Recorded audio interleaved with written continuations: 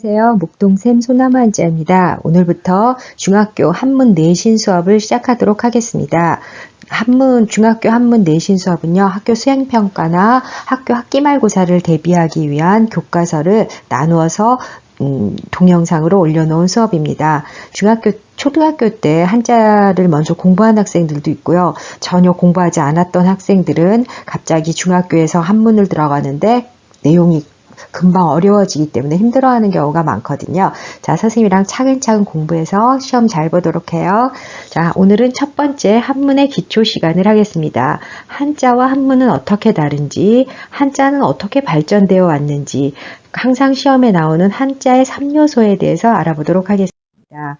한자와 한문은 어떻게 다른가요? 한자는, 이 자자는 글자, 자거든요. 그러니까 각각의 낱글자를 한자라고 하고요.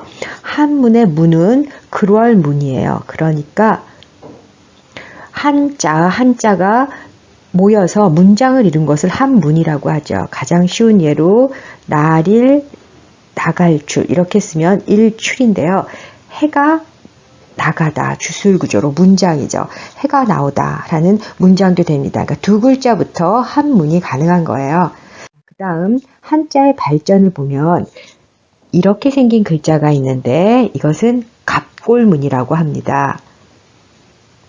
갑골문자라고 하는데 옛날에 은나라 시대, 그러니까 BC 1300년 이전부터 은나라에 글자가 있었다는 것이 발견되었어요. 이것은 점을 치고 그 점괘의 결과를 거북이의 등껍질이나 동물의 뼈 같은 데 새겨놓은 것을 갑골 문자라고 하고 한자의 처음 시작으로 보고 있습니다. 그 다음 글자는 청동기 시대에 이렇게 청동기로 만든 칼이나 그릇 같은 데 글자를 새겨놓은 것을 금문이라고 하죠. 금문. 한자의 발전 과정을 보면 갑골문, 거의 그림과 비슷한 거에서 시작해서 지금 우리가 쓰는 체와 가장 비슷한 해석까지 변화되어 왔다고 보면 돼요. 그러니까 한자는 어느 날 갑자기 세종대왕처럼 딱 만든 것이 아니라 점점 필요에 의해서 그림을 그리다가 그 그림이 점점점 추상화되고 글자화돼서 지금의 글자를 이루었다고 생각하면 됩니다. 그러니까 동물의 뼈나 껍질에 써놨던 갑골문에서 청동기 시절의 금문, 그 다음에 전서라고 있는데요. 이건 이제 진나라 때 만들어진 글자인데 전서는 이렇게 생겼어요. 그래서 전서를 따로 공부하지 않은 사람이라면 한자를 전공한 사람이라도 전서를 읽기가 상당히 어렵습니다. 자, 그 다음 글자는 예서인데요. 예서 때부터 현재의 글자와 비슷하고요. 예서는 이제 사회가 점점 커지고 조직화되면서 어떤 기록의 의미로서의 언어가 필요하게 됐을 때 나온 글자라고 생각하면 됩니다. 지금에 쓰는 글자에 가장 가까운 글자는 해서이고요. 지금 해서 발달되어 지금 쓰는 네모형의 글자, 이것을 해서라고 합니다. 사실 예서와 해서 사이에는 초서도 있었는데요. 초서는 빨리 쓰기 위해서 엄청 흘려 쓴 글자라 초서를 전공하지 않은 사람이라면 읽을 수가 없고요. 행서는 해서와 초서 사이 비슷하게 흘려 쓴 것을 행서라고 합니다. 이런 것을 전체적으로 완전히 딸딸 외울 필요는 없지만 갑골문, 그림에서부터 시작하여 지금의 네모 형태, 그러니까 해서의 글자에 이르렀다. 이 정도는 알고 문제를 풀었으면 좋겠습니다. 자, 그럼 한자의 3요소에 대해서 공부해 보는데요. 한자는 어떤 글자일까요? 한자는 뜻글자입니다. 한자로 쓰면 표의 문자지요. 자, 표의 문자의 반대는 표음 문자예요. 우리가 쓰는 우리말이나 영어는 발음 나름대로 표시하는 표음자고요. 글자 하나하나 그 글자의 뜻이 들어있는, 발음이 아니라 뜻을 표현하는 문자가 표의 문자입니다. 한자는 그래서 뜻글자, 표의 문자라는 것. 그 다음에 시험에 항상 나오는 한자의 3요소입니다.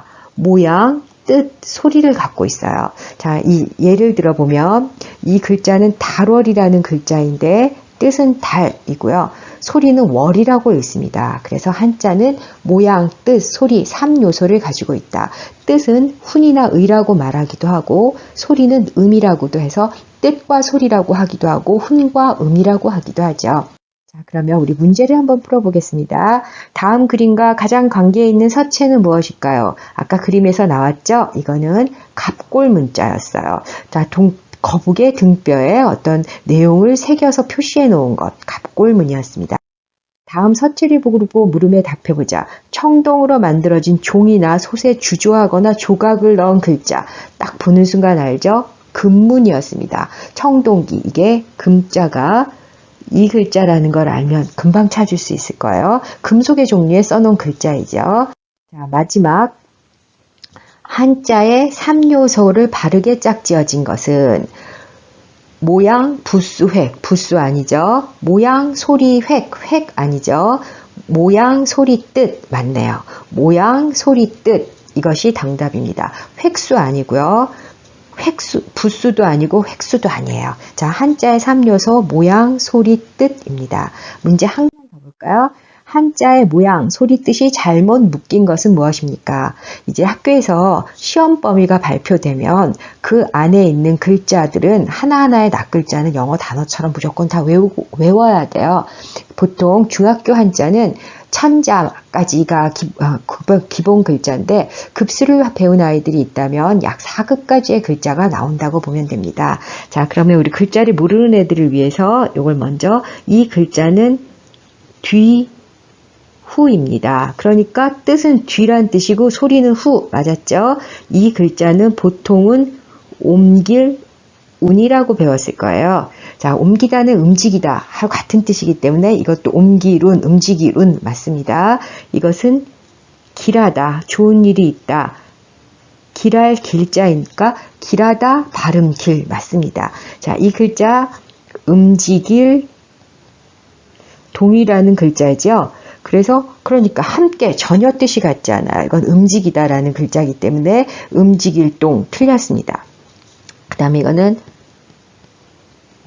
만들 조라는 뜻이에요. 짓다, 만들다, 지을 조, 만들 조 같은 뜻이기 때문에 답은 이거였습니다. 함께라는 뜻은 전혀 없어요.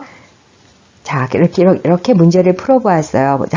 한문 문제라는 걸 처음 보기 때문에 좀 낯설죠? 다음 계속 공부하면서 시험 잘 보도록 해요.